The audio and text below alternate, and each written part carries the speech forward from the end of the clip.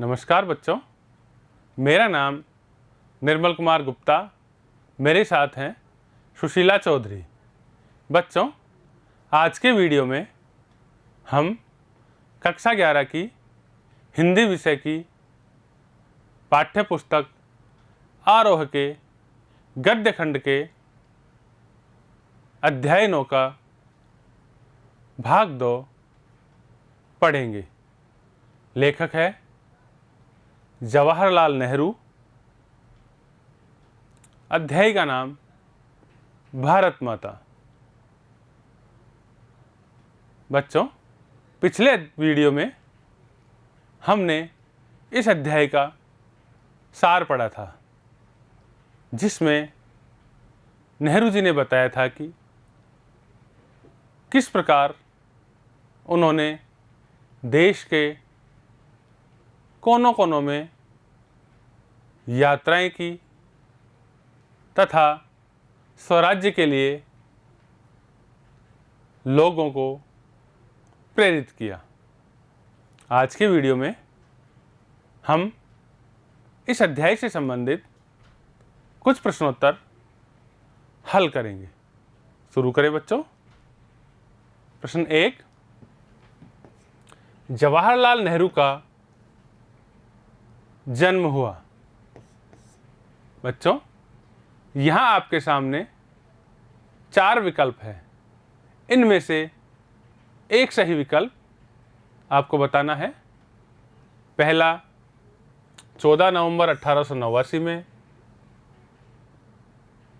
दूसरा 15 अगस्त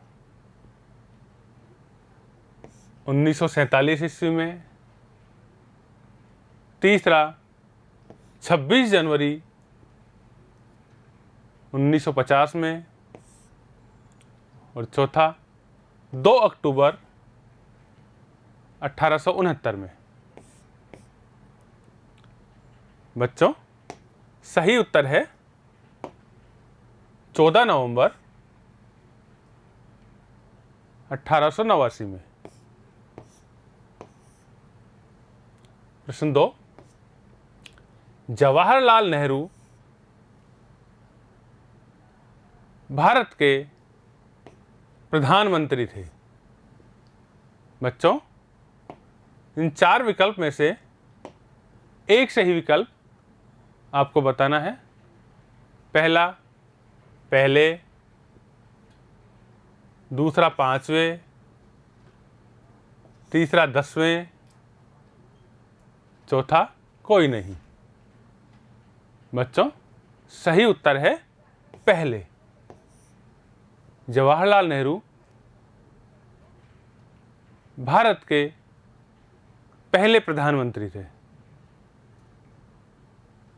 प्रश्न 3, भारत की चर्चा नेहरू जी कब और किससे करते थे? उत्तर है, भारत की चर्चा नेहरू जी देश के विभिन्न हिस्सों में आयोजित समारोह में लोगों से, किसानों से करते थे। प्रश्न 4, नेहरू जी भारत के किसानों से कौन सा प्रश्न बार बार पूछते थे? उत्तर है, नेहरू जी भारत के किसानों से पूछते, भारत माता की जैसे क्या मतलब है? यह भारत माता कौन है? प्रश्न 5, दुनिया के बारे में किसानों को बताना नेहरू जी के लिए आसान क्यों था? उत्तर है, क्योंकि नेहरू जी को देश के विभिन्न हिस्सों में कुछ लोग ऐसे मिल जाते थे जिन्होंने हमारे बड़े बड़े तीर्थों की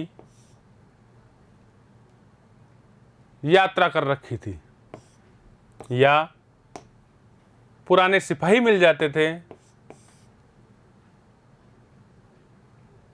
जिन्होंने विदेशों में नौकरियां की थी। इस वजह से दुनिया के बारे में उन्हें बताना, समझाना आसान था। प्रश्न 6, किसान सामान्यतया भारत माता का अर्थ क्या बताते थे? उत्तर है, किसान सामान्यतया भारत माता का अर्थ गांव की धरती, जिले की धरती या सारे हिंदुस्तान की धरती बताते थे।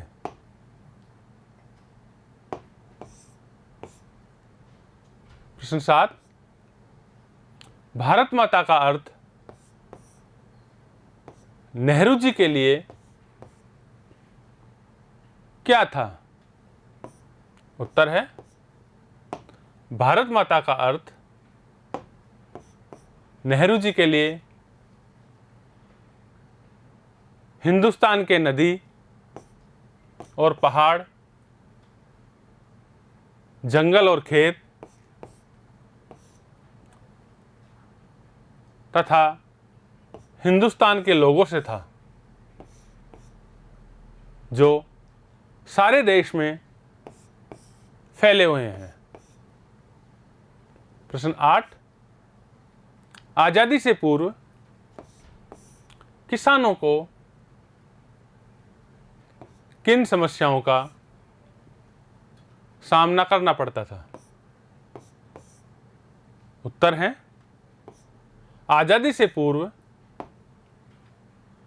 किसानों को गरीबी, कर्जदारी, पूंजीपतियों के शिकंजे, जमींदार, महाजन, लगान और सूद,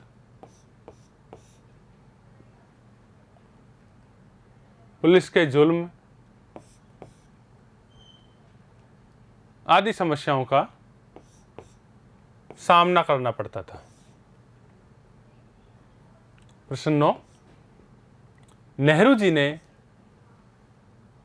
देशभक्ति जगाने के लिए क्या कार्य किया? उत्तर है, नेहरू जी देशभक्ति जगाने के लिए देश के विभिन्न कोनों में यात्रा करते थे। वहां के लोगों से स्वराज्य की चर्चा करते थे तथा एक दूसरे हिस्सों की बातें करते थे। अमेरिका व सोवियत संघ की आज़ादी के बाद उनकी तरक्की के बारे में बताते थे। प्रश्न 10, नेहरू जी की विश्व दृष्टि क्या थी? उत्तर है, नेहरू जी की विश्व के प्रति वसुधैव कुटुंबकम अर्थात सारा संसार परिवार है की भावना थी। वे विश्व शांति के पक्षधर थे। वे शांति, अहिंसा एवं मानवता के विचार रखते थे। प्रश्न 11, महाकाव्यों व पुराणों में भारतीयों को पूरे देश से जोड़ा है, स्पष्ट कीजिए। उत्तर है महाकाव्य व पुराण देश के कोने कोने में पढ़े जाते हैं तथा उनकी कथा कहानियों से देश के विभिन्न हिस्सों के लोगों की समान विचारधारा बनती है। इस प्रकार ये लोगों को आपस में जोड़ते हैं।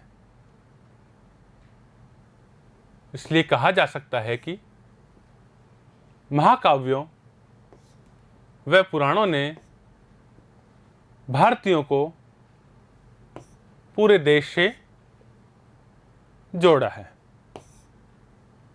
प्रश्न 12, नेहरू जब भारत माता की जय के बारे में पूछते थे तो लोग कुतूहल से क्यों भर जाते थे? उत्तर है लोगों को उनके सवाल सुनकर